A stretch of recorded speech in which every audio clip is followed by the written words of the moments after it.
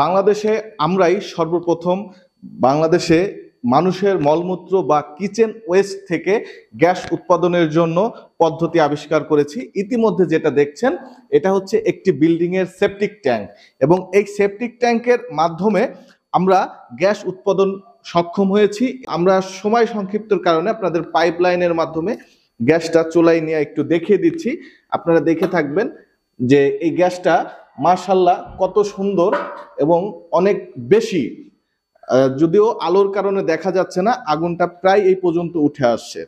তো আপনারা যারা বাসাবাড়ির কিচেন ওয়েস্ট, মানুষের মলমূত্র অথবা মুরগির বিষ্ঠা বা গরুর গোবর থেকে গ্যাস উৎপাদন করতে চাচ্ছেন বিভিন্ন প্রযুক্তির মাধ্যমে, জায়গা কম বেশি থাকলেও সমস্যা নেই, আমাদের সাথে যোগাযোগ করবেন।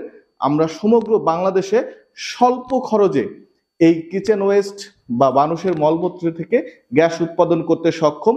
মসজিদ, মাদ্রাসা বা এতিমখানা থেকে চাইলে আপনারা এই গ্যাসের মাধ্যমে বিদ্যুৎ উৎপাদন করতে পারবেন।